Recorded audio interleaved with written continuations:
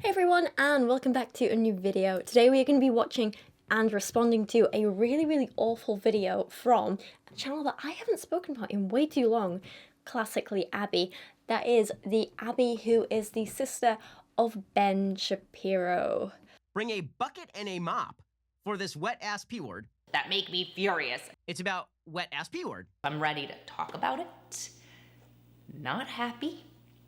Now, I actually referenced this video in, very briefly in my How to Be a Housewife of the Future video, which may or may not be out at the point when you're watching this, I don't know. I got a copyright claim on it that's getting it blocked in places, so we'll see how that goes and when it's released and stuff like that. But I actually first found out about this video from a content creator who I absolutely adore and who I think is thoroughly underrated. Her channel name is Feminist Cat Lady Spinster, which I love. Please go check out her channel because she covers all kinds of really interesting topics, a lot of very similar ones to me, so if you like my videos, you'll love hers. She's always very articulate, presents really well-researched information. She is great. So, I saw that she'd covered this video and it immediately caught my attention. Now, I haven't watched her video because I wanted to make a response myself first. It's just the way I work. I don't want to accidentally copy off other people, and I like to go into things kind of fresh and unswayed and figure out my opinions for myself. But I will be watching it as soon as I'm done filming this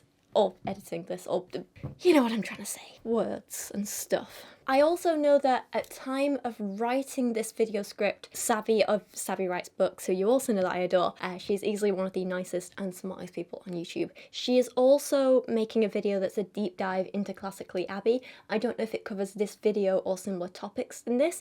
I don't know if it's out yet at time of this video release. All these variables up in the air, I'm sorry. But I just want to give her a shout out as well and say, please go watch both of their channels and videos because I'm sure they're going to be brilliant. Final little bit of annoying self-promotion. If you like the t-shirt that I'm wearing in this video, this is actually a design made from my own paintings. What are these? Oh my god. Paintings. Painting is what they are. I like them. I had fun with these. I was ill when I painted them and really cheered me up. So I turned these paintings into ridiculous, over-the-top, super bright merch. You've got t-shirts, you've got cute little sports bras, you've got little leggings, you've got bike shorts, you've got everything you could want if you want one of those 4 things.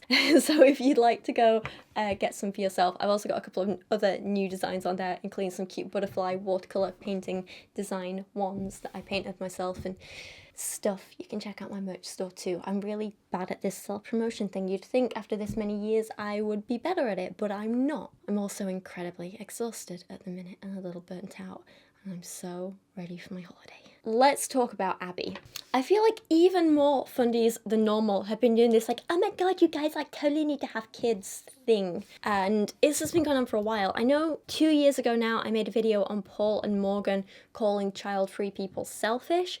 Just a couple of weeks ago I was editing Alizi's video where she was reviewing Girl Define's first book, and I actually really enjoyed editing that video. She gave me pretty much free rein to add in whatever bits of context and clips I wanted alongside her commentary. So at one point I included clips where the women were saying how people had to have kids, otherwise they were selfish and blah blah blah blah blah. Are you seeing a pattern here? Fundies really want people to have kids, but as one of my viewers pointed out in my Discord server, usually they only want people to have kids if they are like them. White, middle class and upper, cis, heterosexual, neurotypical, and so on. You get the idea. The thing is, fundies usually dance around this topic a bit of being well, it's not us who think this isn't our opinion, it's God. God says people need to have kids. It would be better if you have kids, and if you don't, you're selfish, and you don't want to be selfish, do you? But that's not what Abby does here.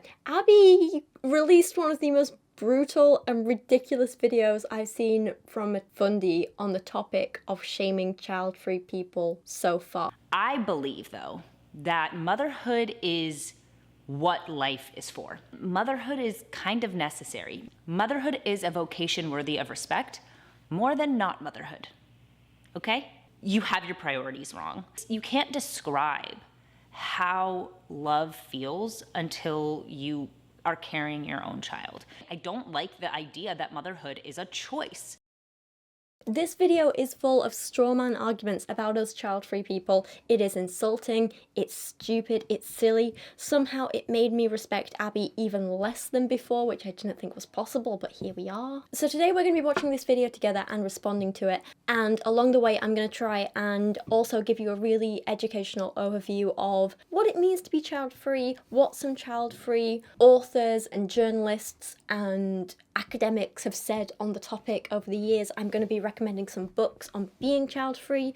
Most are annoyingly aimed at women, but I think that's mostly just because there are more written for women, and also as a woman they're the ones I've gravitated towards. But there's also going to be plenty of stuff in there for men too, so don't worry. I will leave a resource list linked in the video description. But if you have other recommendations for books and reading materials and stuff like that for child-free people, or people who want to learn more about child-free people, or people who have questions for child-free people, then feel free to leave them down in the comments. I want to talk about whether or not you should be a mother. I've seen this content going around. There's been a question of whether or not women should be mothers. Is it a good idea? Should they, take this giant step in their lives and actually approach parenthood, motherhood? Okay, so I think it's important to mention, I think she's missing a really important point right off the bat, and building up this argument that is quite literally a straw man. Fundies, in my experience, are the ones who question, should women be mothers? And they always answer yes. But for the rest of us, it's never about what women should do as a whole. It's never about, well, what should society be doing? What should all of these people be doing? Instead, it's more about, well, what should I as an individual do? Do I want to be a mother or father? Do I want kids in my life? Do I want to be pregnant? Do I want to adopt? And so on. It's never about what others should do. It's never about telling a whole group of people that there's a right or wrong way to do something. It's always about the individual choice and recognizing that different options will be better for different people, and trying to encourage people to have the tools they need to make the right choice for themselves, and giving them resources so they can be fully educated when they make their own decision. There is no right or wrong. There is no we should all have kids or none of us should. Not in my view anyway. It's a very, very personal choice. And the thing is, more and more people are choosing to be child-free. As of 2022 in the UK, more than half of 30-year-old women didn't yet have children. It's now 2023, but as a 30-year-old woman, I obviously don't have children. I'm in that group. And also as of 2022, 18% of women aged 45 also didn't have children. Similarly, a 2021 Pew Research Center study found that 44% of non-parents in America between 18 and 49 said that it was unlikely they'd ever have children. And these numbers are actually expected to rise even more. Not because us child-free people are out here campaigning for everyone else to be child-free, not because we're trying to change anyone's mind, but simply because more and more people are evaluating their lives for themselves and thinking, wait, what do I actually want? What can I actually do? What is the best thing for me and my partner, my family, my lifestyle, all of that? And I'm gonna give a controversial answer. Not controversial for me, controversial for the world, which is yes, you should be. And there's a lot of good reasons for why. So 30 seconds into the video and she really gets straight to it. This is once again insane to me. I've spoken before about how Abby really does talk from a place of privilege. And don't get me wrong, privilege isn't in itself a bad thing. I just think it's something we have to be aware of when we're discussing topics. For example, I've said before, I am very much in a place of privilege because I am a white woman in the UK. I am now, I didn't used to be, but I am now a financially stable woman in the UK. I am cisgender. I am mostly able-bodied, other than my hip problems and issues with walking sometimes, but it's sporadic. And so that does put me in a place of privilege. And I think it's important to be aware of that and know that in some cases, my experiences are going to be very different to other people's. And so I can't discount other people's experiences just because, well, I haven't been through that. That's what I mean when we talk about privilege. We have to be aware of these things. It's not a bad thing. It doesn't make us awful people because we have some privilege in our life. In one way or another, most of us experience privilege in certain areas. It just means we have to be aware of that and be careful not to dismiss anyone else's experience and understand that there are other people who aren't being treated as well in the same circumstances. So I said before, Abby really talks from a place of privilege, but she's not aware of this privilege. She is wealthy, she is healthy, she is cis, she's white, she's heterosexual, and we can assume she's also neurotypical. Abby is in a very, very good position to bring kids into the world. From what we know, there were no complications with her first pregnancy, and I don't think there's been any so far with her second pregnancy. But when she talks about pregnancy and raising kids, she only talks about it from her own privileged perspective. She doesn't seem to realize that not everyone is in her position. Not everyone has the same wealth as her. Not everyone is as healthy as her. Not everyone is neurotypical like her. Not everyone is in a stable relationship like her, and so on and so on. She doesn't realize that other people do have it harder. Going through the same thing for other people in different circumstances is a very different experience. Like I say, even for people who really, really want kids, it's not as easy an experience for everyone else as it has been for Abby. And I'm not just talking about people who struggle from fertility issues, although they need mentioning too. I'm talking about the other dangers which come with pregnancy and childbirth, because there are so many. Pregnancy can lead to issues with postpartum depression and psychosis, anxiety, hair loss, anemia, diabetes, high blood pressure, heart problems like coronary heart disease or cardiomyopathy, incontinence, acne breakouts, bleeding gums, hemorrhoids. Giving birth itself can cause serious tearing, hemorrhaging and blood loss, infections, embolisms, strokes, hypertension, and so much more. There are so many dangers associated with it. And let's not forget, in countries like America, you have to pay for your healthcare. Like, the bills are extortionate. Giving birth can bankrupt you. I wish that was an exaggeration. It is ridiculous. And that's before we even get into countries where the healthcare system in place is completely inadequate and literally puts people in danger. I've spoken before in videos very briefly about healthcare inequality amongst different genders. I think it's worth bringing up here as well. So the health concerns of anyone assigned female at birth and trans women are proven over and over again to not be taken as seriously as the health concerns of cisgender men. This is also true when it comes to childbirth and pregnancy, and it's even worse for women of colour. Healthcare has come a long way in the last 100 years or so, we can't deny that, but it's still not where it should be, especially for women and pregnant people. According to Caroline Criado Perez's book Invisible Women, which you might have heard of before because I've spoken about it and quoted it quite a few times on this channel. If you haven't read it yet, thoroughly recommend it. She says, the US has the highest maternal mortality rate in the developed world, and this is even worse for African Americans.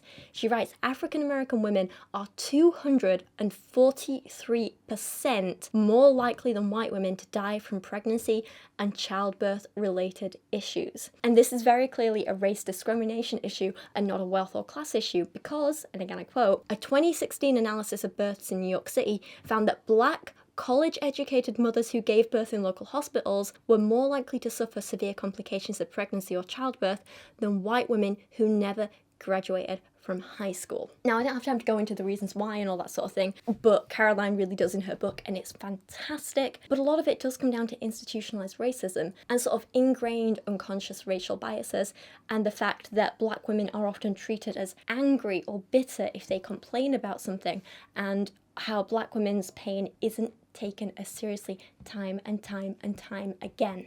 This is clearly an issue with racism that needs fixing. These sorts of studies and findings are also spoken about in other books as well. For example, Anushay Hossain's book The Pain Gap and Eleanor Cleghorn's Unwell Women. Cleghorn says that in the UK, Black women are 5 times more likely to die from complications in pregnancy and during childbirth than white women, and many of the pregnancy and birth complications killing Black women are preventable. So this isn't just an American issue, this is a worldwide issue. This is something that is apparent in most developed countries around the world. And don't worry about less developed countries, we'll talk about them in a second.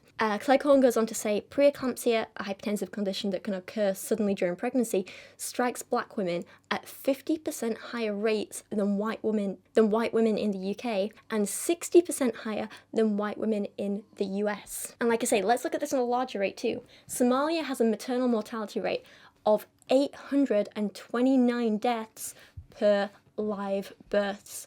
Sierra Leone's is 1,120 and Chad's is 1,140 maternal deaths per live births. This rate is insane. It is so high, and in 2023 it is completely unacceptable. How can Abby sit there and say everyone should have kids when, depending on where you live, you have an over 1% chance of dying? And this doesn't take into account all the other complications, illnesses, damage to the body, and so on. It's easy for her to say, well, pregnancy was fine for me. Look, it didn't cause any problems. I'm doing great. When that's not the reality for so many millions of women around the world. Pregnancy isn't something anyone should take lightly, but for some women we have to realise it is literally a death sentence. Like I say, it's easy for Abby to sit there with her healthcare and rich family and clean home and husband who's there to support her, but not everyone has it so easy. Not everyone is so privileged. It is absolutely okay for women to take into consideration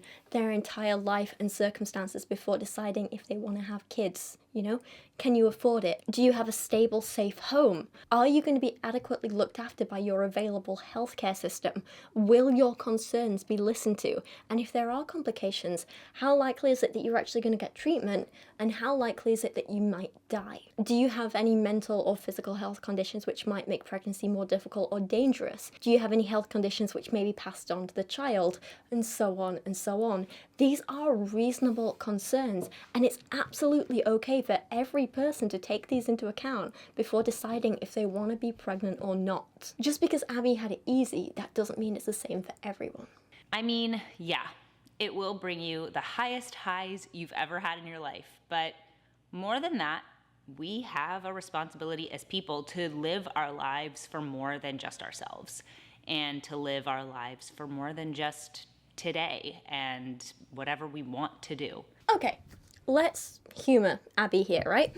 If we want the most other-focused approach to all life choices, essentially, but especially raising kids and pregnancy and stuff, let's look at it like this. Every person should be asking themselves, how can I do the most good in the world throughout my life? And what Abby doesn't realise is that answer is going to be different for every single person. For some people, that will be through raising kids and having kids and being pregnant. For Abby, that might be what the experience is for her, and I won't argue with that. But that's not true for all of us. For many of us, we might do better and more amounts of good through doing charity work, through educating others, through working jobs that serve the needs of others, from looking after other people's kids, and so on and so on. For many of us who just aren't meant to be parents, who aren't right to be parents, having children ourselves may actually prevent us from doing the most good possible in the world. Take stories of parents who actually hurt and abuse their kids. By having kids, they aren't doing good, they aren't helping out, they aren't putting good back into the world. By having kids, they're actually doing more harm to the world in general than if they hadn't had them. And sure, we'd all like to say here and say, but it's different because they shouldn't harm their kids. And, well, of course, no one should harm kids, especially not their own. But some people don't have a choice. Some people might be ill or have some sort of personality disorder or addiction, or some people might just be bad parents and not realise they're harming their kids, that sort of thing. Or, you know, any other number of issues which result in causing harm to others. Some people really can't help it, and while that doesn't excuse what they're doing, it does explain it. And I feel like if we know a person is likely to cause harm to others around them, then surely we should be actively encouraging them to not have kids if we know that by having kids, they're likely going to harm them. You know? I don't know if I've explained this right, but I hope this makes sense. The point is, Abby's like, oh, you're always going to do good behaving kids, but that's absolutely not the case for so many people. To take some happier and less extreme examples, look at some of the famous people throughout history who have remained child-free. Here's a very non-exhaustive list. Louis Armstrong, Jane Austen, Simone de Beauvoir, Debbie Harry, Susan Helms, Florence Nightingale, Georgia O'Keeffe, Dolly Parton. I could go on and on and on. All of these people have never had kids, but think about how much good they've done in the world. Caring for others, saving lives, doing charity work, creating some of the world's most beautiful and iconic art, music, literature, fighting for the rights of minorities, making scientific discoveries. They've done so much good. But now imagine if they'd had kids when they didn't want to. They couldn't have put as much time into their work, into their creations, into caring for others. Do you really think Florence Nightingale would have had as much time and energy to care for sick patients if she'd spent years of her life pregnant and raising children against her will. Pregnancy and child-rearing is exhausting for the average person who wants to be a mother. Now add on top the fact that you don't want it and your body is being used against your will, and now you're responsible for these people that you never wanted to be responsible for, and that's going to cause some mental health problems. That's going to be exhausting.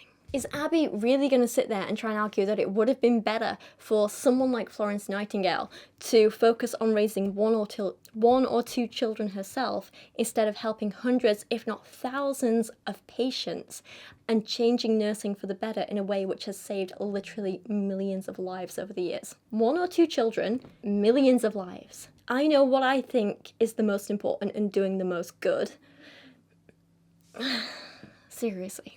I can't believe this even needs saying, but it is okay for each individual to play to their own strengths and think to themselves, what am I good at? How can I help people? Where are my skills most needed? As much as we might not like to think about it or admit it, each individual only has a finite amount of time and energy and a unique set of skills. And so for some people, they might be best off putting all of those things and all of their time into having and raising kids. Some people, it might work best if they find a balance between kids and other stuff. But for some people, they might want to put all their time and effort into working to help others and not having kids of their own. And that's me. I'm in that last category. It's all about what's best for the individual to maximize the amount of good they can do. And as long as you're doing good, why is it anyone else's business exactly how you do that? Abby might sit there and argue that I am being selfish and I'm not doing any good for the world because I'm not going to pop out some babies and raise them. But if you ask me, I think I'm actually doing a hell of a lot of good in the world and more than I could do if I had kids. You know, throughout my work, I create this educational content that helps people. I have had letters and emails from people as young as like 12 years old saying, hey, like, you made me feel heard and accepted and you've helped me work through these ideas. I've had emails and letters from people, they're like 70s and 80s saying, hey, it's great what you're putting out. I'm going to show this stuff to my kids and grandkids. You know, I wish I'd had something like this when I was younger to help me work through this stuff. Like, I know my work is helping people and that means so much to me. That's what I want to do. Doing stuff like this also allows me to like donate certain amounts of my income to charity. I've done hours of volunteer work throughout my life. Just last month I used my video on Bethany Beale's sex course to promote the UK charity Mermaids, who, if you didn't see that video or you haven't heard of them, they're amazing. Their aim is to, and I quote, support transgender, non-binary and gender diverse children, young people and their families. And thanks to that video, in a couple of days' time, I'm going to have another like 300 quid to donate to them. And that's all thanks to you guys watching the video. And also I had the chance to promote the charity and people could donate as well. And if I had kids, I wouldn't have the energy to make videos like this and I wouldn't be doing that amount of good. So it's not really about what you do with your uterus, is it? It's about what you do and how that impacts the people around you. All that said, isn't it crazy that us child-free people still feel the need to like essentially list our credentials to justify our position? We have to sit here and say, well, I help people in this way and I do this good thing and this good thing, and constantly justify and defend our position. But for people like Abby, all she has to say is, well, I have kids, but she never has to sit there and list why she's a good parent or what good things she's teaching her kid or how happy or fulfilled her kid is or anything like that. Simply the act of having a kid is apparently enough to mean you've contributed enough to the world in the eyes of people like Abby and other pro-forced pregnancy fundies. And sorry, Koopy's having a little cry. I'm going to take her out to the toilet. I'll be back in a minute. Alright, the small beast has been walked. She has peed. She is sleeping out on the balcony. If you think that being a mother is something that is a choice, in the sense that you could do it, you could take on this massive burden and you could take on the massive responsibility of another person's life, or you could just continue to live for yourself and travel and party it up and do all of these things that I think are not what life is for, are not what life is truly about, then you will say that, well, maybe you shouldn't be a parent. Maybe you shouldn't be a mother. I believe, though, that motherhood is what life is for. Yeah, this is the absolutely insane bit to me. I don't get how she can be like, it's not a choice. It shouldn't be a choice. How is it not a choice? How should it not be a choice? How can anyone argue this? The fact that anyone can sit there and think that deciding what to do with your own body, your own time, with your entire life is not a choice you should be making yourself is terrifying, right? Like, the only things in life which aren't a choice are the things that get done to us, but we can choose how to react to them and respond to them, and to some extent, bodily functions which are controlled by the autonomic nervous system, like our heart beating, for example. But even then, we still have some amount of control over them because we can still choose, honestly, whether we're still alive or not. We can still choose whether we want to take medication or drugs which alter those things, and so on. We should always have a choice over our own bodies. Some things which may not seem like a choice in life, like, for example, following laws or paying taxes, they're still a choice. Like, if we want to do those things or not is a choice, and we will have positive or negative consequences depending on what choice we make. That is life, but there's still always a choice there. People should absolutely be able to choose what happens to their own body. Now, of course, things can get complicated with this argument if you want to get into a debate about whether we have free will or not, whether free will exists or not, but honestly, that's not relevant for this conversation. It's not related to anything Abby's talking about, so we're not going to cover it in this video. But it actually makes me really sad for Abby to think that she believes she didn't have a choice over whether she became a mother or not. She just had to do it. She had to be a mother. Like her protest later in the video about how, oh, it's so hard, but I love being a mother, honest. They really feel a lot weaker and less meaningful when you know she doesn't fully believe she's living this life because she chose it. She's just living it because she thinks it's something she has to do. A person saying, being a mother's hard, but I chose this life and I love it, is a lot more meaningful and impactful than being a mother's hard and I didn't really have a choice, it's just something you have to do. But I do love it, honestly. Doesn't really have the same impact, does it? I just don't believe that raising children is something that should be done out of obligation or tradition or because it's what expected. Bringing children into this world isn't something that should be done out of obligation or tradition or because it's what is expected. Having and raising children, carrying a baby, being pregnant is something a person should only do if it's what they want to do. I fully believe that every child that is brought into this world should be completely wanted and adequately cared for. And I'm kind of surprised that that's a controversial opinion amongst some people. If you are interested in hearing more perspectives than just Abby's though, I really recommend a book called Choice, True Stories of Birth, Conception, Infertility, Adoption, Single Parenthood and Abortion, which is edited by Karen E. Bender and Nina D. Graymont. And it shows just how there are so many different ways to find happiness and fulfillment around the topic of pregnancy and parenthood or remaining child-free. And it also examines the problems that arrive when choice is taken away from people. It is a much-needed reminder that we need to retain control over our own bodies. We at the moment do have choice and we should keep that choice, and it's so important to remember and allow people to have freedom over their own bodies. There is something a bit scary about this book though, because it was written a while ago now in 2007 and so much has changed since it was written. So just listen to this introduction because it's a celebration of choice and freedom, except this choice and freedom now, what are we on, 16 years later, has actually been taken away from so many women in America and remains elusive to so many women all over the world. What this book is celebrating here is now no longer a reality. A woman holds a pregnancy test waiting for a line to appear. This woman could be an unmarried teenage girl, crouched in a locked bathroom while her unsuspecting mother makes breakfast downstairs. She could be a childless woman in her late 30s, her husband holding her hand and hoping this time the answer will be different. She could be married to an abusive husband for whom she must hide this test. She could be an exhausted mother of young children, not knowing how she'll be able to afford another. She could know that she carries the gene for a frightening disease and be anticipating the answer with hope and dread. She could be the mother of the teenage girl, taking the test herself in a downstairs bathroom, excited about the possibility of starting again on the other side of her reproductive life. 34 years ago, these women would have had to live with whatever result that pregnancy test delivered. In the near future, some of their choices may be lost, but today, at this precise moment in history, there are many possible paths that they might follow. At this moment in the United States, they have a choice. The author's then go into detail about how At the time this was written, there were still many restrictions on women, but they did still ultimately have a choice. Abortion was legal. But today, those choices have been taken away. The restrictions are even harsher.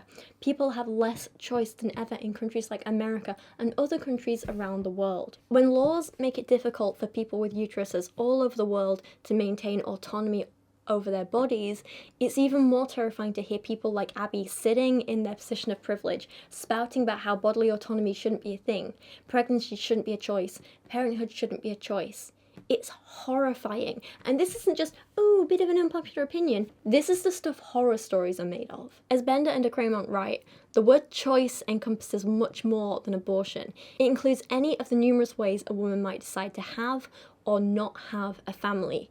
Choice is such a personal and complex issue. It cannot be dictated by the government, and it should not be dictated by people like Abby either. The thing is, this idea of making sure everyone knows they can choose for themselves and making sure everyone is free to choose themselves is something which is not just relevant to childbirth and parenting, but so many aspects of life. We do live in a world where, let's look at relationships and marriage. Child marriage is still legal in a number of countries. Arranged marriages are the norm. There are 64 countries where gay marriage is still illegal.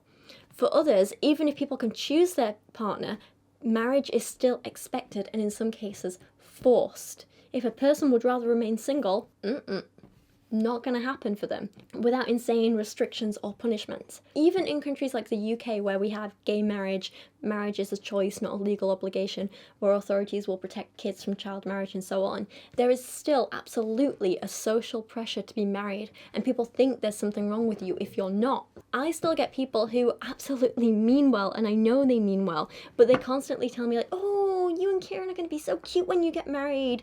When are you getting married? Oh, do I hear wedding bells? Blah, blah, blah. Wedding, wedding, wedding, marriage, marriage, marriage. And like when we're like, oh, you know, it's not really for us, they're like, oh, you'll change your mind. Oh, you'll come around. And the thing is, for a long time, I did think I would come around. I did think that marriage is something I would just end up doing. It took me a really long time to actually figure out and be able to express that what I want is not traditional marriage, not legal marriage, none of that, you know? If you will allow me to go on a bit of a tangent and share a personal story for a moment. If any of you have been around on my channel since the beginning, you might know that after I broke up with my long-term partner about 4 or 5 years ago, I said something along the lines of, in a few videos, it'll be a long time before I can live with anyone again, because while I loved living with Dan for quite a while, I also found it very draining at times, especially towards the end. I was having to clean up after him a lot, otherwise it just wouldn't get done.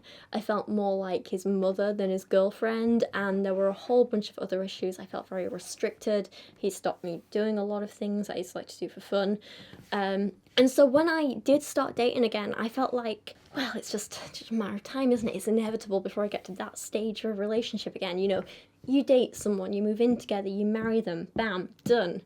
And sometimes I liked that idea, but more often than not, it freaked me out a lot. And I was like, oh my god, I'm not ready for this. And I thought that meant that I wasn't ready for dating, because I wasn't ready to move in with someone and marry them. I really had fallen into that trap of thinking that I had to do something because that's just how relationships are done. And it took me a really long time of working things out in therapy to figure out what I like in my life and what I needed going forward.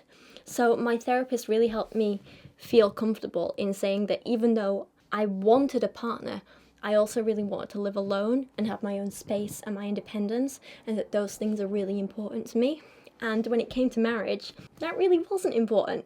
That wasn't something that I actually wanted. I'd always assumed for a really long time that I'd get married because my ex constantly spoke about when we get married, when I propose. But once I was on my own and I could figure things out for myself, I realised that really doesn't matter to me. That's not actually what I want. So I took the time to figure out that stuff for myself, and even though it isn't what society wanted me to do and said I should be doing, I realised that actually this is what's right for me. So then by the time that I met my partner now, Kieran, I was in a really good place to discuss with him what we both wanted, and we found that our values really, really aligned. You know, we both love our own space. Neither of us want any sort of like traditional marriage. Maybe in the future we'll want like some sort of commitment ceremony or celebration or anything like that, just without the legal aspect. We both value like monogamy and trust and commitment, but we don't necessarily need the tradition, the legal aspect, the, you know, all that sort of thing, the Mr. and Mrs. I would definitely never change my name for a man, you know, all that sort of thing. And we discussed this and we aligned on so many things. And even though it's not what society expects of us, it's what works for us. And it's so much better for us. We're so much happier and more functional as a couple doing things our way than if we forced ourselves to go along with what society says a relationship should look like. Because that's not what our relationship needs to look like. So the point of this story, what I'm trying to say is, even with all the freedom in the world, you can still succumb to social pressures and expectations sometimes. I did, and it didn't work out for me. It was only when I stood up and said, no, hang on, this is what I need, that I actually found I was happy and found a fulfilling, functional life where I'm in quite a good space for once. This might sound obvious, but life really does get better when you do things your way. And just to anyone watching, I really want to encourage you all to think through your life choices, all of them, before just going along with what other people want you to do. And this includes if you want to have children too. Some of my biggest mistakes I've made in life have been going along with what other people expected of me. I chose the wrong course at uni because it's what other people expected me to do, and I had to change. I, ended up miserable for the whole last year of my relationship with Dan because I was doing what society wanted, living with a man and preparing for marriage, and it was wrong. Really evaluate what you want in life and what's going to work for you. Think about it seriously and evaluate all your options. You don't just have to go along with the traditional one or the obvious one or the one that other people are pushing you towards. If we just go back to the whole children thing for a minute and the idea of intentionally or unintentionally having children, Ellen Walker writes in the book Complete Without Kids, according to, and I hope I can pronounce this, a Guttmacher Institute survey, I think that might be German. I can barely speak English. Don't ask me to speak another language. The pronunciation doesn't work. I'm from Yorkshire. According to their survey, nearly 50% of pregnancies in the United States are unplanned. Imagine living in a world in which every single individual of childbearing age took the time to mull over the decision about whether or not to have children, rather than simply allowing pregnancy to happen.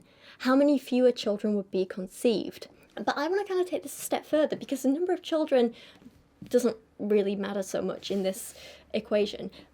I just kind of want you to think about it. If we did this, every single child being born would be completely wanted, with parents who are properly prepared and able to take care of them. Think about how much better that would be, right? Now, I'm not saying that people with unplanned pregnancies don't actually want or can't look after their kids. That's not what I mean. In the real world, of course, there are plenty of kids who are unplanned who grow up just fine, very loved, very wanted, very well looked after. Plenty of amazing parents find themselves with unplanned pregnancies. That's not what I mean. I'm just saying, I just think in an ideal world, which is obviously never going to happen, but in an ideal world, pregnancies would be planned and wanted, which is why I encourage people to really think this through. Is it something you want? Is this something you can do? Is this the right option for you, or are you just going along with tradition? And think about your skills and your values and your needs and all that sort of thing before you actually get pregnant or risk getting pregnant. I believe, though, that motherhood is what life is for. That if you don't choose to put other people ahead of yourself, and if you don't choose to live your life for the purpose of raising the next generation, then you're just living a hedonistic life, and one that is only for here and now. And that's, honestly, it's sad. Abby really does see things as black and white, and not just any black and white, but bizarrely black and white, right? You raise kids, or you live a life of only hedonism, or hedonism, depending on how you want to pronounce it. Can she not see how ridiculous that is? So many people who have kids still spend a lot of their lives helping kids, teaching kids, providing resources for kids, volunteering their time to help kids. Amy Blackstone quotes a study in her book Child Free by Choice, The Movement Redefining Family and Creating a New Age of Independence. A survey of 1,000 non-mothers inspired by Melanie Notkin's memoir Otherhood found that children play an active role in the lives of 80% of women who don't have children of their own. Child-free people can still be involved with children in other ways if that's what they want. Many of them are. Now, let's go back to explore some of the famous child-free people that I mentioned earlier to find a few more examples. Blackstone herself, in that book, lists a ton of really great examples. Oprah Winfrey opened her Leadership Academy for Girls in South Africa in 2007 to help girls aged 13 to 18. Rachel Ray founded the charity Yummo, which aims to feed hungry children and educate kids interested in food careers. And Dolly Parton, well, we're going to talk about Dolly Parton in a bit because she has done so much. Blackstone also writes, in 1996, Robert Rubenstein interviewed 109 non-mothers in Philadelphia with an average age of 75 about what constitutes legacy for them. Many of these women created what Rubenstein calls a social legacy by meaningfully influencing people in their lives through careers such as teaching and nursing and their sense of social responsibility towards their communities. One woman told Rubenstein, you have to have some way of hitching onto the future, and it seems to me that it doesn't have to be biological children, and I feel like this is something that I'm doing. I am definitely leaving a social legacy, a cultural legacy. You know, I've got my YouTube videos on my channel, I've got my charity work that I do, I've got my poetry book and my performances and all that sort of thing. I feel I have a legacy. I'm not going to be forgotten, even without popping a few babies out of my downstairs, you know? So there really is so much you can do to help others around you and make life better for future generations without having to do it through birthing or raising children. And it kind of makes me sad that Abby has such a narrow-minded view of the world where she seems to think the only legacy she's going to leave is through her genetics, through babies, through raising this kid or two, you know? She can't see that she could do good in the world in other ways, although I don't know if she personally could because of her, you know, homophobia, transphobia, and the rest. Motherhood is kind of necessary. Now, of course, there's the caveat. What if I can't have children? This video is not targeted at people who want to have children and can't, or who want to be married and aren't, and so can't start a family. Of course not. Of course, there is value to singlehood. There is value to those who can't have children. And I still believe that people in those positions should be taking a role and a part in the future generation, whether it be fostering or adopting, or whether it be just being involved in your community and being involved in your nieces and nephews' lives. I think that that is super important. But this feels like there's some cognitive dissonance going on here, because if Abby can realize that these people have value too, why can't you understand that child-free people can and do have this same value?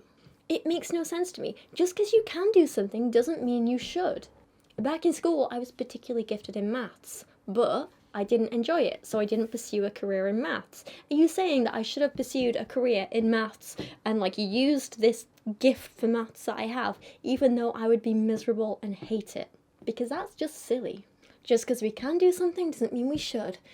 And also, just because one person can do something and has an aptitude for something or the ability to do something, that doesn't mean all people should do it too, right? Turns out I also have quite an aptitude for climbing. Turns out I'm good at it. I have a very good body type that works well with it. I'm small, I'm light, but I have long muscular legs. Doesn't mean I'm going to devote my life to rock climbing, does it? And it doesn't mean I'm going to sit here and tell you all, you should all start rock climbing too. Can you imagine if I made a video saying, look, my body is just naturally designed for rock climbing, so naturally I'm really good at it. It is what my body was made for. Therefore, it's not a choice. You all need to start rock climbing too, right?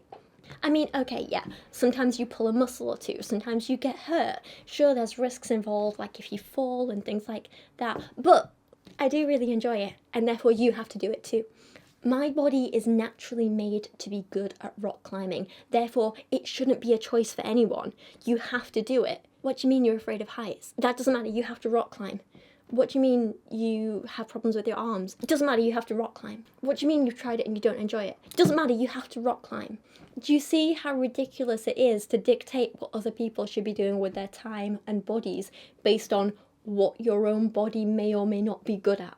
You see, it's ridiculous. What I'm really talking about are the people who are kind of selfishly questioning whether or not they want to have children at all, treating it like a choice to be made, something they can just ignore. They can just put off their fertility forever and always, because who cares? They might as well stay hot and fit and focus on, honestly, everything that's just not important. Gonna be honest, Abby's just sounding a bit jealous here, isn't she? We live in a society that basically says, do whatever you want. Do what makes you happy. Do whatever you think makes sense for you. I'm gonna do what I wanna do, and you do what you wanna do. And obviously, at the end of the day, I'm never going to walk up to someone who's chosen something different and tell them to their face I think they're doing something dumb, or not have a relationship with them, or not be able to converse with them. Of course not. But I do think that there are choices in life that are better, and there are choices in life that are worse. Really? Because you're literally doing that right now, Abby. You are straight up telling people like me that you think I'm selfish and stupid and my choice is wrong. You know, a lot of fundies dance around this topic, like I said in the beginning, you know, it's not really our view, we're just following the Bible, remember. But Abby is here, like, straight up saying the quiet part out loud, you know? Parenthood shouldn't be a choice. You should have kids. You deserve less respect if you're not a mother. You're selfish if you don't. On the one hand, I'm glad she's just straight up saying it because it makes my responses easier, but on the other, I'm like, do you realise how messed up this is? Seriously though, she's gonna have to explain to me how it's selfish to not have kids. Explain it. Give me some sources. Give me some stats. Nikki DeFago actually argues in her book, Child Free and Loving It, that it's actually parents who are more selfish because their motives for having kids are never really selfless, even if they want to pretend they are. She says parents have children because they want them, not for the greater good of society. Resulting self-sacrifice is nothing more than enlightened self-interest. Sounds harsh, but actually, I don't disagree, you know? And as I've said before, I don't actually think there's anything wrong with being a little selfish sometimes, as long as it's not to the detriment of others. This is supported by ideas from Amy Blackstone, who says, any life choice closely examined could appear selfish. Ask a parent why they decided to have kids, and chances are that at least some portion of their rationale will have to do with the life they envisioned for themselves. They may like the idea of having a busy, bustling home. Perhaps they can't imagine Christmas mornings without the pitter-patter of tiny human feet, or they might be counting on children to take care of them in their old age. The child-free, too, decide about parenthood based on their vision of a fulfilling life. They want the freedom to find fulfillment in a way that is not conducive to child rearing. They want spontaneity. Some enjoy quiet and solitude. Others a busy, bustling home, but where the pitter-patter comes from furry feet. Parent or not, individuals' own interests, needs, and desires are bound to shape the path they choose. If you examine any choice close enough and for long enough, you'll find some selfish reasons in there, and that's not a bad thing. It's a human thing. Understanding yourself and your own interests, like I say, as long as it's not to the detriment of anyone else and you're not taking away anyone else's needs or rights or anything like that, it's fine. There's nothing wrong with it. Like, I'd also argue that with people like Abby, they seem to care more about making sure babies are just being born than actually making sure they're being looked after. And this is an argument that I've spoken about quite a lot in a lot of my pro-choice videos. So while many of us want to focus on doing more to help kids who are alive today, for example, making sure they have access to a quality education, are being fed, are not living in poverty, are getting all the support they need, making sure kids in care aren't being neglected or forgotten about or mistreated, people like Abby seem less focused on the kids who are currently alive and supporting them and like social welfare and stuff like that. And instead, they just want more babies born to rich, privileged, white, cisgender women like her, and they refuse to help kids born in other circumstances. Julie Bindel wrote an article for The Guardian in 2004 which sums this up quite nicely. If we are to accept that it is a human's innate right to have our own children, we'll continue to find more ways to produce them, whatever the cost. In the meantime, it costs more than £600 a week to keep one child in care. If you want to leave a legacy behind when you die, try campaigning against child neglect, and I couldn't agree more.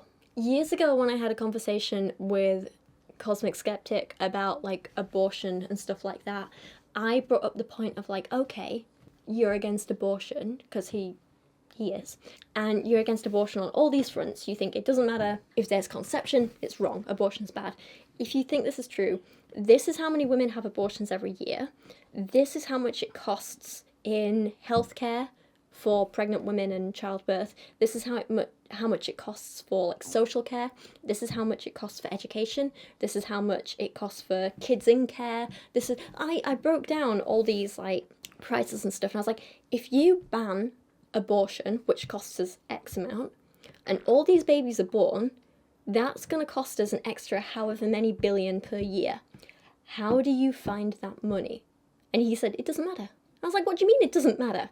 And he's like, no, because what matters here is we're talking about the babies who are dying. Preventing this genocide is more important than talking about money. And I'm like, no, it's not. Because one, this isn't genocide. And two, you now have these babies being born that you can't look after and don't have the resources for. You have actual sentient beings suffering because you refuse to allow people to end the division of non-sentient cells.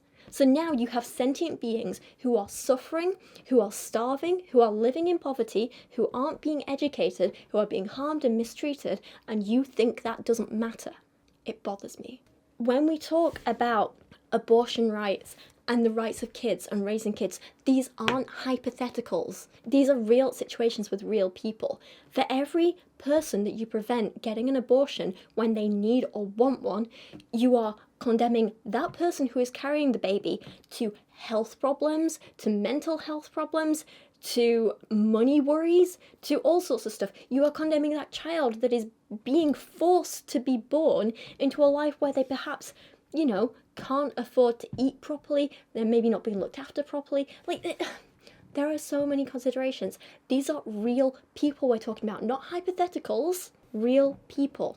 If I say, where do these billions of dollars come from, you need to be able to tell me. Otherwise, you are responsible for the suffering of all these actual people.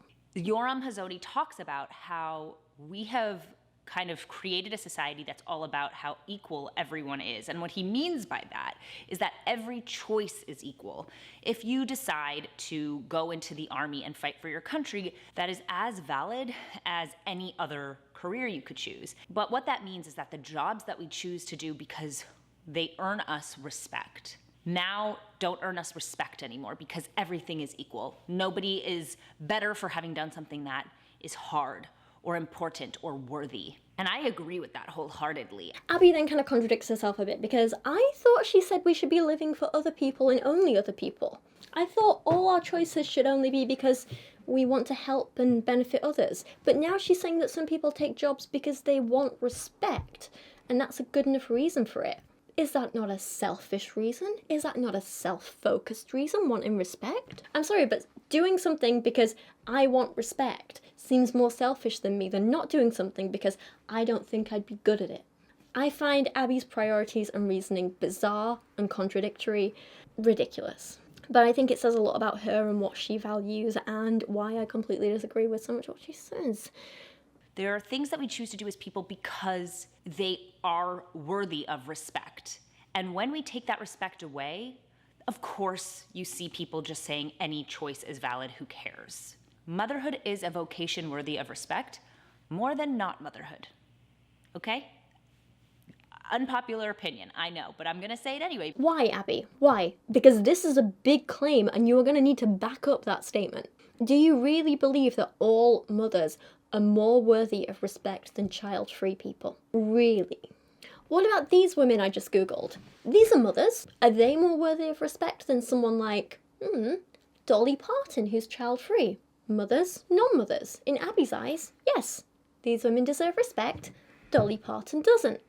But let's look at it in the real world, right? Dolly Parton has donated literally millions of dollars to children's hospitals, set up foundations to help children, given books to kids, and she manages to do all this while not having kids herself. Look at the mothers on the other hand. Lori Vallow, Andrea Yates, Lauren Ann Dickinson, all these other women that I just found with a quick Google, by your standards, are better people and deserve more respect because they had kids. Never mind that they killed them. Are you really saying that mothers who kill their kids deserve more respect than child-free people who help kids simply because they're mothers? No, of course not. I don't think anyone would say that because that's stupid. But the point I'm trying to make here is it's not as black and white as Abby thinks. It's not all mothers good, all child-free people bad. It's not about that, because once again, it doesn't come down to what you do with your uterus, it comes down to how you actually treat people. That's what matters. That's what determines whether you're worthy of respect or not. Mothers don't deserve more respect than non-mothers. It comes down to who's a good person, who is helping people.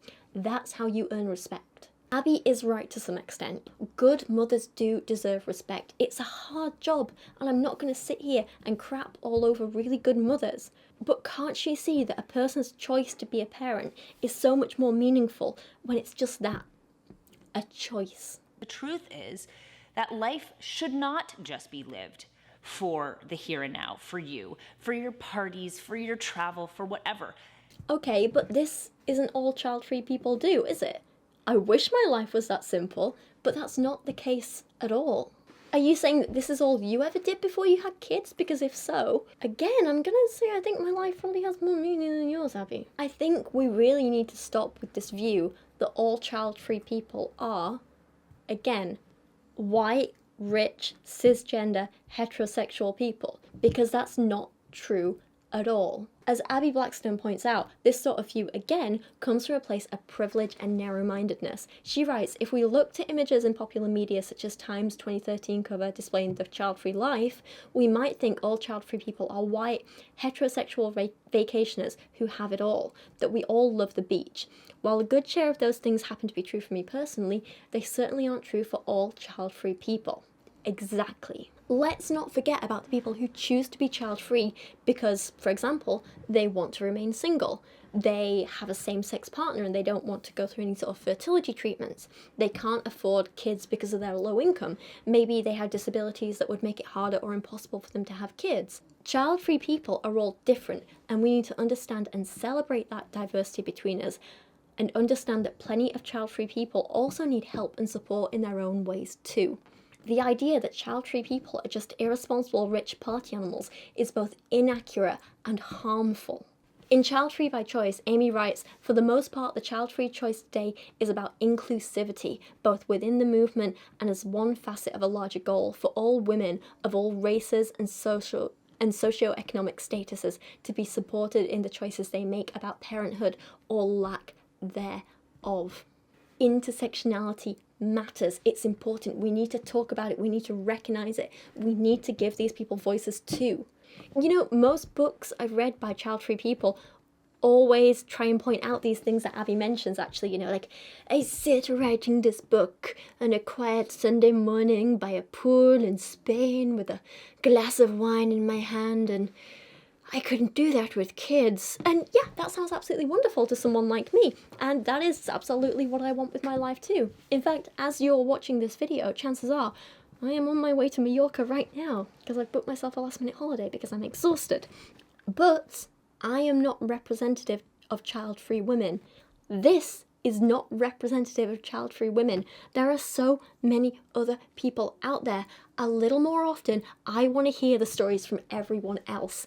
I want that book that I sit in my rundown council house worrying about how I was going to pay this month's water bill and scraping together pennies to buy a loaf of bread. And thank God that I also didn't have a kid to feed. I want to hear from those people. I want to hear from, I called out to my partner to help me out of the bath when I couldn't walk and was so grateful I didn't have a child to see me like this, or who I may have passed on this genetic condition to. I want to hear from those people just as much as I'm sat by the pool with a glass of wine. You know, those stories deserve to be heard and respected just as much. We need to remember that those people exist and are valid. Dismissing all child-free people as rich and irresponsible and carefree is harmful to those people who don't have that life and who still need help and support and deserve representation, you know? One is, it is important for us as citizens of the world to shepherd the next generation, to shepherd our society toward the future. It's important. It's not all about you. Yeah, and again, child-free people can do that and do that. We've already spoken about it. Blech. And I think we're going to speak about it a little bit more soon. The second thing is that it makes people better to have children. And if it doesn't, you need to reevaluate yourself and reevaluate your life. Having a child reminds you what you are for, which is so much more than the silly nonsense that people can hedonistically just engage in. Again, big claim, Abby. Can you give me some proof of this, please? You cannot make claims like this and just not back it up. Her logic is so backwards. She's literally saying, become a parent to find out if you're good at it, and if not, make changes while your kid is suffering in the meantime. No. That's a quick and easy way to damage your child. In reality, a person should be evaluating themselves and asking, what are my skills? Will I make a good parent?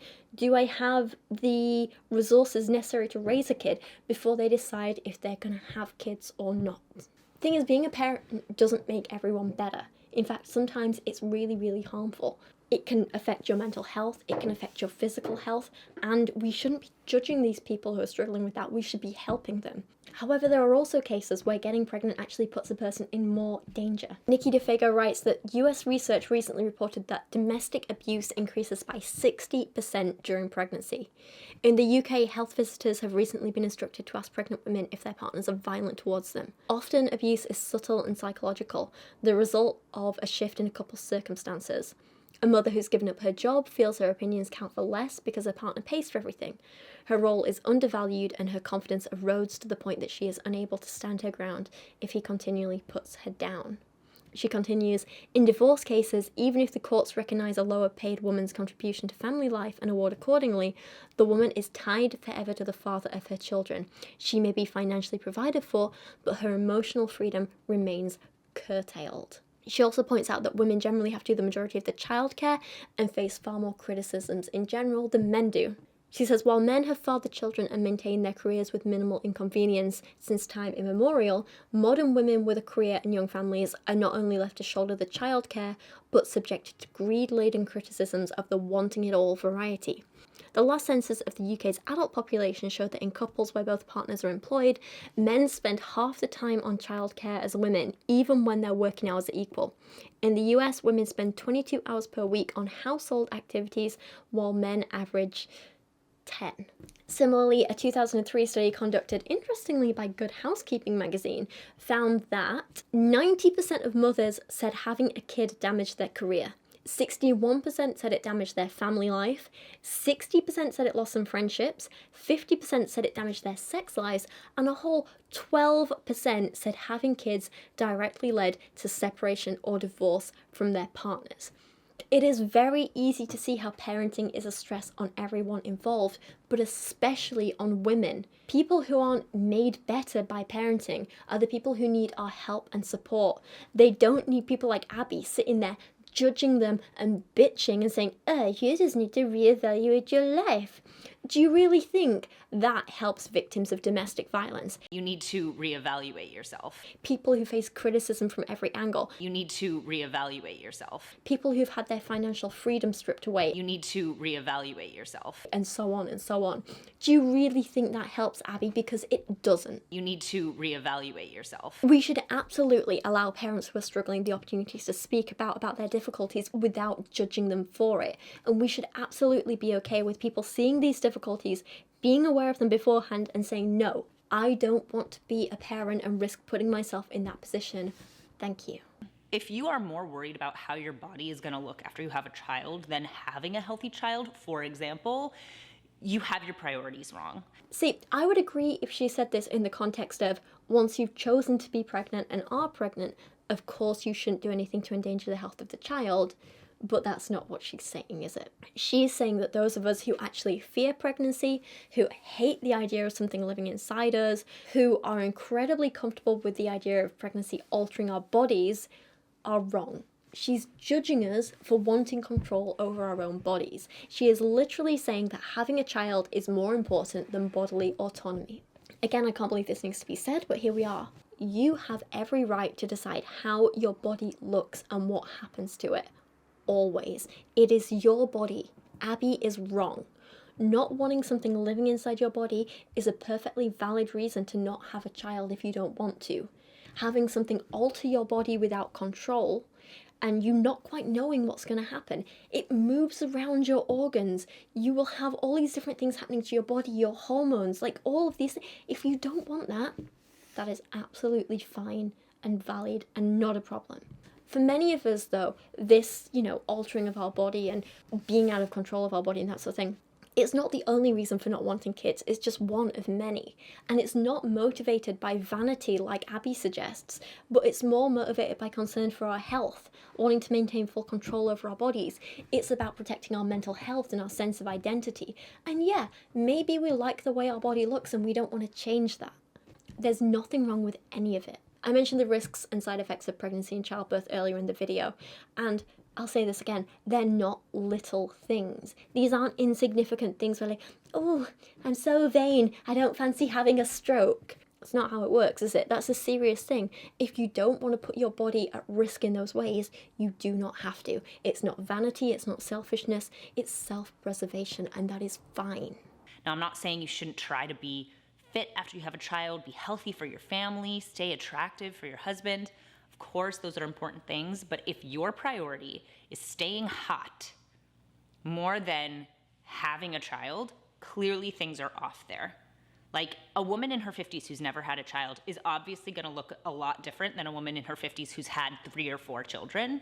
But whose body was used for what it was supposed to be used for? I'm sorry, it's true. This stuff and lines like this, it just sounds like she's speaking from bitterness, doesn't it?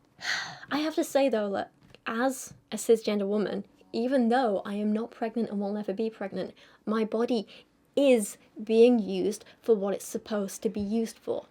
I know that as an individual, despite having a uterus, I am not meant to have kids.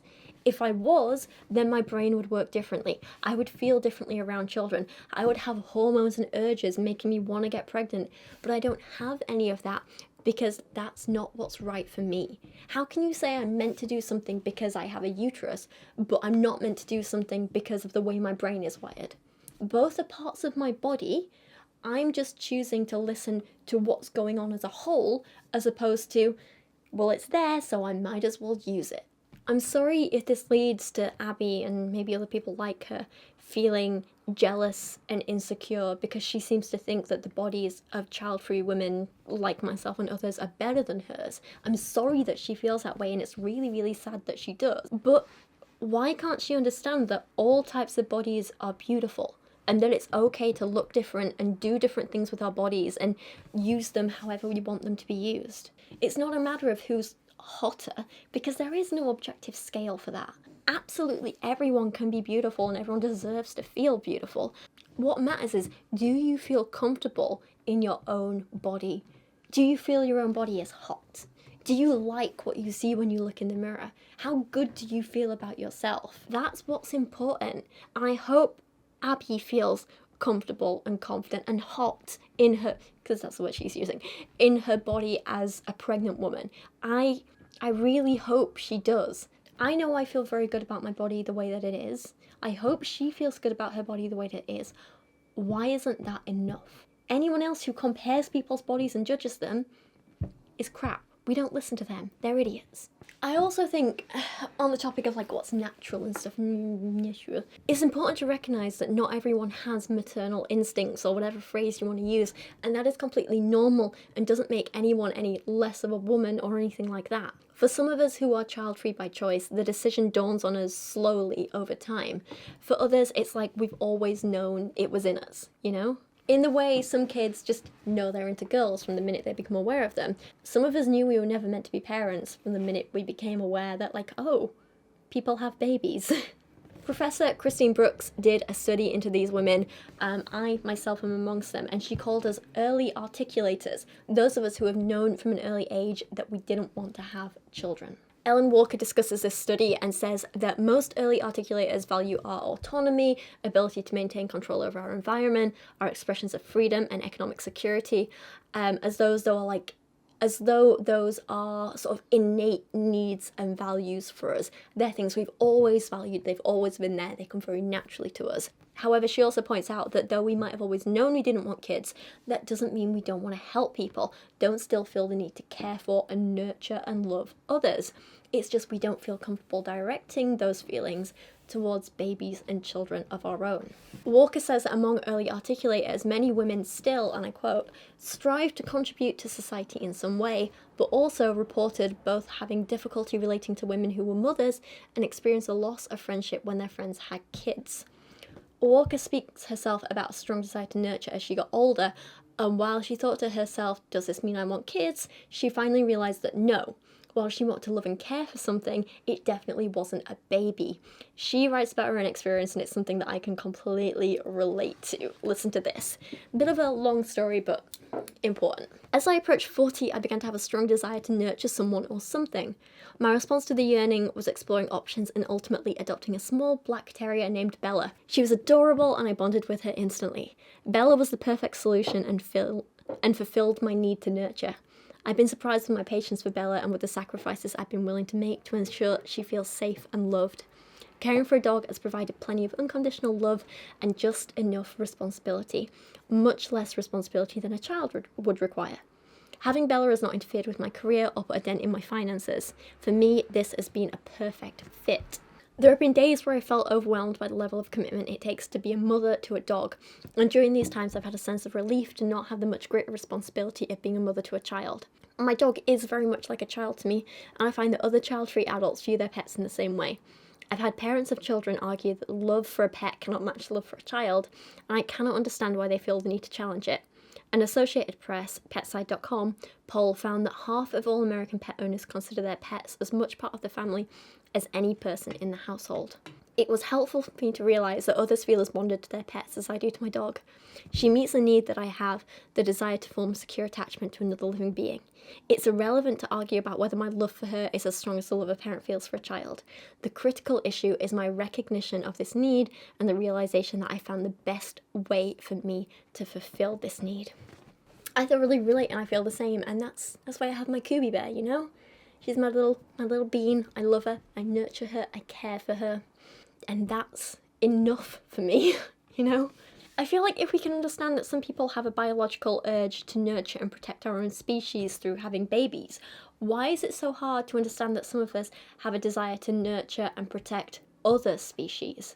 Why is it somehow lesser because it's a different species? I don't see it.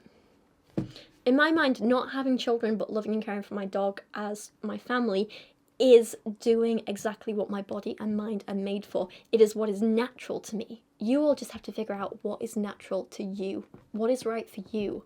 What does your body want for you? And yes, your brain is part of your body. Listen to it. The only way to understand the depth of life and maturity is to spend time around children. And theoretically, the best way to do that is to do it by having your own. I disagree with this. I believe you should spend a lot of time around children and understand them before you ever have kids. You really need to know what you're letting yourself in for, you know? Parenting is not something you just jump into blindly to teach yourself a lesson.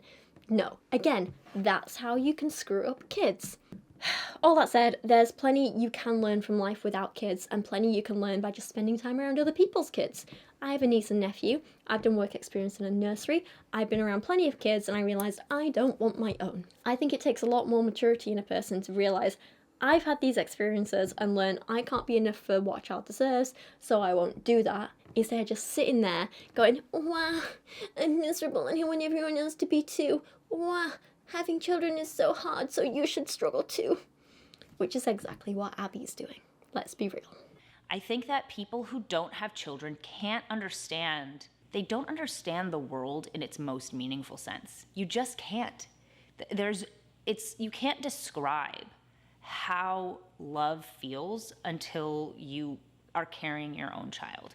You can't describe how important another person's life is more than your own until you have children to look after. Wow, well that is just a massive insult to every infertile woman out there, isn't it? And what about men? Can they not possibly understand love because they never carried a child? That is really insulting to fathers too. I just think this whole statement is disgusting and untrue, and I really pity Abby and the people around her. But don't worry, It gets worse. But these are life lessons that you can't learn if you call motherhood a choice. And this is why I'm saying I don't like the idea that motherhood is a choice, in the sense that motherhood is part of life. It's not something you could choose to do or not to do. It is a part and parcel of being a person, of being a woman. That is what I mean when I say motherhood isn't a choice. Yeah, no, it's not. Yes, it is a choice. How stupid is Abby? And let's not ignore her not so subtle transphobia here. It's disgusting. And once again, an insult to infertile women as well. Again, I can't believe I have to say this, you can absolutely 100% be a woman without the ability to get pregnant. You are still absolutely a woman if you don't want to be or can't be pregnant. The thing is, it's never been normal amongst humans for all fertile females to have kids. Never, not once in the millions of years of human history. There have always been exceptions. Women who are attracted to women, women who have remained without a partner, women who have been asexual, women who have done whatever they can to prevent and remove pregnancies. There have always been child-free women around to act as support to other members of the social group who may have children. Always. As Amy Blackstone writes, though there have been child-free people for perhaps as long as there have been people, the extent to which non-parenthood has been available as a choice has increased substantially in the last half century. That's because we now have more safer options in terms of contraception, access to abortion, and to some extent, access to sterilization, although that's a whole thing. I had a whole rant about sterilization at the end of this video on my script, but it was just getting too long, and I'm kind of on a deadline for making this video, so I will probably do that in another video and cover that stuff. But basically, point is, it is very hard for women to get sterilized. In my experience in the UK, in the experience of others I've read in the US, I'm not sure about other countries, again, still need to do more research, but women getting sterilized is not easy. I've had people in the comments just say to me like, if you're done with kids so badly, why don't you get sterilized? I'm like, I've tried. The amount of doctors and GPs I've spoken to who are like, well, we can't do it because you're not 30. I'm 30 now. Well, we can't do it because you're not 40. Okay. What does your husband think? I'm not married. Okay, well, come back when you have a husband. Apparently one GP told me she didn't refer anyone unless they'd already had 3 children, and I'm like, that's the point. I don't want any. All of these things. Basically, one GP gave me all of them at once. She said, well, you need your husband's approval to be married, you need to have had 3 kids already and be over 40. And I was like, anyway, like I say, that was going to be at the end of the video, but I didn't have time in my script, and I'm against a schedule here. No, against the clock here. I'm tired, I'm really tired. Oh, I was already up till God knows what time writing this last night, and for the last few nights. I've not been sleeping. Now, motherhood is not all easy. And that's the thing I think that gets people, is that if you say like, oh, should I be a mother? Oh yeah, because it's so wonderful and it's so amazing. I mean, it is wonderful and it is amazing, but it's not all wonderful and amazing. And obviously it's easier when you don't have children. You can do everything on your own schedule and you can do it just because you want to.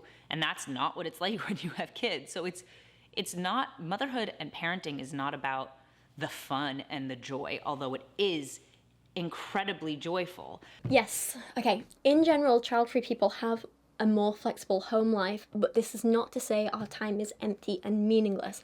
A lot of child-free people work long hours and don't have any flexibility at all. I, however, am lucky as an individual that I am a self-employed child-free woman who does live alone and does have a lot of flexibility in my life.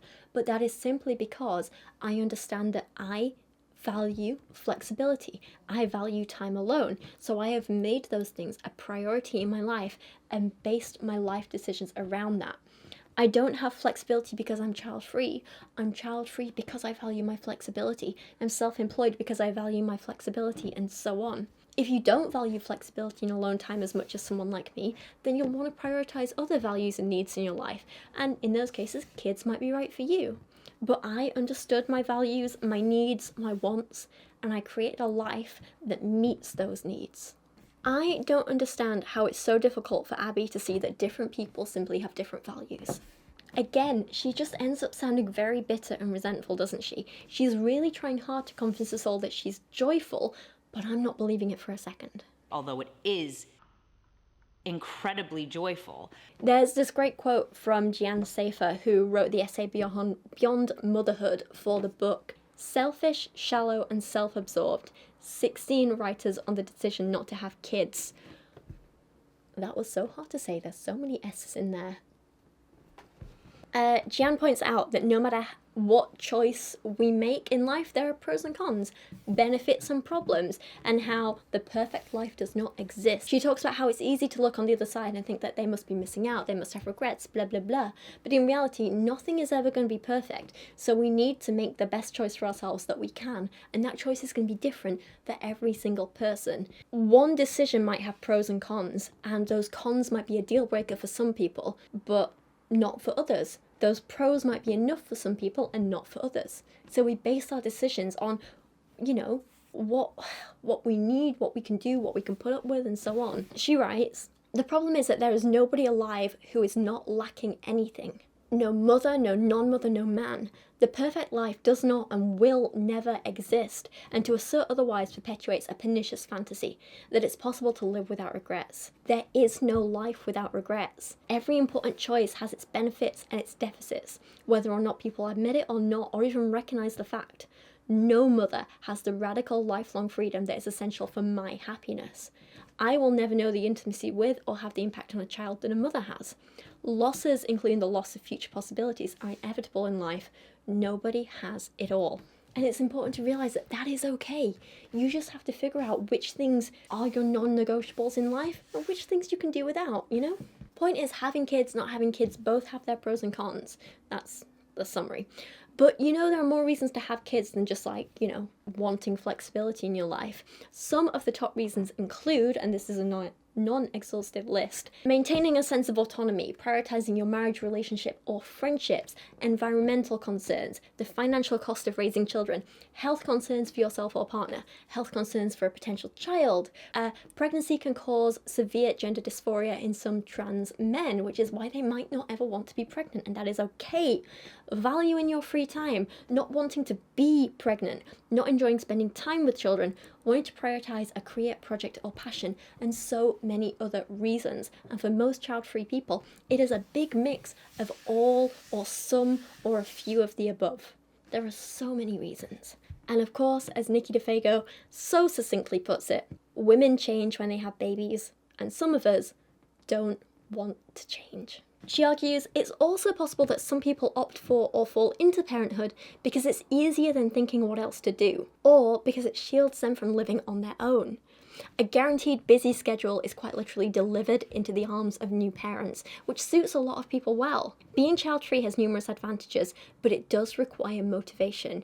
You need to find fulfilling stuff to do, which comes more easily to some than others. Painting your own life on a blank canvas is equally challenging as dealing with the incessant needs of children, but arguably more rewarding. But of course, as Ellen Walker points out in her book Complete Without Kids, the reality is that child-free adults are like any other minority group, in that while there are myriad reasons behind our child-free status, we share the common experience of often feeling misunderstood and left out. Therefore, pros and cons. We just need to figure out what is best for each of us. It makes me crazy because I'll say, as a stay-at-home mom who's home with my son and who gets to spend all day with him, like, there is nothing I'd rather be doing and there is nothing better. It really is super fun and it is great. And there's nothing that would fulfill me or bring me more meaning. That life sounds hellish to me. It would not be fun for me. I would not enjoy that. I do not want to spend my days with people. I do not want to spend the majority of my days with other people. That would exhaust me. There are a million things I would rather be doing. But if I can sit here and understand that you enjoy that and made the right choice for you, why can't you see that I enjoy my life and made the right choice for me? Or does Abby realise that us child-free people might be enjoying our lives in our own ways, but she doesn't think that's acceptable because we're not doing it her way? Does she think that, you know, she's the only one who should get to enjoy her life? I just have to put up with being miserable. Why is that? If you understand that your way of life would make me miserable, but you still think I have to do it anyway, what makes you think that you are more deserving of happiness and fulfillment than me? What gives you the right to have more control over your body, your time, and your existence than me? Seriously. I think what we get into is the idea of self-pity. We pity ourselves for how difficult day-to-day life can be as a parent and as, the normal drudgery of life. And that is a terrible way to approach parenthood and a terrible way to approach motherhood. If you constantly are pitying yourself, rather than saying, you know what, everyone is going through the same thing I am. I had a hard day. Guess what? Tina down the block, she also had a hard day. Once you recognize that it's natural for life to be difficult sometimes, then you don't go into the self-pity place. You can just be like, okay, today was a little trickier than another day. And then the next day might be a lot more fun and easy. This, again, sounds more like Abby is trying to convince herself rather than those of us who are child-free, doesn't it? Sure, everyone has bad days. I had bad days, you had bad days, but there's a huge difference between an occasional bad day when you're doing something you love and want to do and have chosen to do it, and every single day being pure misery because it's not what you want, not what you chose, and not what's right for you, and you're being forced into it by people like Abby. Abby also talks about the happy moments of parenthood, but I know for someone like me, they just wouldn't happen. What she describes as the happy, fulfilling moments would not be happy or fulfilling for me. I am happy and I am joyful and I am so grateful for this life that I get to live, that I get to spend my mornings taking my son to an indoor play gym to play with his friends while I get to talk with the moms there and maybe chase him around and try to get him to eat. Like, yes, there's the difficult plus the beauty and the joy. Once again, this sounds like my idea of hell. At the end of the day, I'm making this video because I want to be the one to say that motherhood is important. And it's not just a choice. And it's not just something you could choose to do as easily as you could choose to be some other career. Motherhood is a part of life, and it's an important part of life because it's an important part of growing up and being a mature person. The bit I want to focus on here is this idea that you can only be mature if you have kids. Now, of course, Abby is wrong. Plenty of people are mature without having kids of their own. We have to be. We're still fully functioning adult humans. We all have responsibilities, sadly. But also, what kind of maturity is she talking about here? And why is it superior to a more playful mindset, shall we say? I think there is a time and a place for everything. For example, when I'm doing my taxes, I have to be mature and serious. But when me and my partner have a date night, we're both silly and playful. Both are appropriate in those circumstances. Who cares if we go on silly date nights and we dance in the living room to silly old jazz music and we talk to each other in stupid voices and tickle each other until one of us can't breathe anymore? Some people might say that's immature, but who is it hurting, really? Is there any good reason to give that up? Because I don't think there is. What is maturity in Abby's mindset? Is it spending evenings changing nappies and complaining and listening to the baby monitor? Or is it understanding that, hey, I don't want that, so I'm going to spend my evenings with my partner painting jelly foxes? We do this date night sometimes where we pass these paintings backwards and forwards and one of us starts and then pass it. It's great, we love it. That action is not as serious, it's a lot more playful, but also it's not based on immaturity because we have made the mature decision to say, hey, we are going to get all of our work done, we're going to get all of our obligations out of the way, and we are going to relax for the night with each other and do something fun. Even though we're being playful and silly, I still think it's a mature approach to life because we're not hurting anyone, we're not neglecting any responsibilities, and we're happy. What more do you want? That said, I can see why some people think child-free people don't have the same level of maturity as parents in some ways. Ellen Walker says that because we, the child-free, don't have the identity of being a parent, it's easier for us to not shift into that mature adult persona that seems to overtake people once they have a child. My observation is that child-free adults are more playful and less serious than our peers who have children, the most obvious reason for this being simply the lack of responsibility for another being who is vulnerable and totally dependent. This responsibility can certainly bring joy, but it's also undeniably a burden, and once a child is born, parents often never stop having parental concerns, even once that child is living his or her own life as an adult. And that's something I think Abby is missing. She seems to think that all adults need to be super serious all the time and super responsible all the time because that's what she has to do now that she's chosen to have a child. But I don't want to, and I don't see why I should have to. It's about having the appropriate response to the circumstances, and that's what I'm doing with my life, and that's what Abby's trying to do with her life as well. What's wrong with any of it? As I say, as long as I'm appropriately mature at the right times, why does it matter if I spend my free time being silly and having fun? Other than Abby feeling clearly a bit jealous, how is anything that I do hurting anyone? And if you have the opportunity to be a mother, and you have the opportunity to be fertile, that is the path you should be going down. There's no other way for you to become the fullest version of you if you choose to ignore it. And you can be satisfied right now doing whatever you want, living your day-to-day as easy and nice as a dink might be, double income, no kids. But at the end of the day, you won't understand the fullness of life until you become a mother, until you have children. So that is my answer to the question. And yeah, it sounds to me like Abby is the one not experiencing a full life and therefore trying to shame everyone else. And it is a real shame.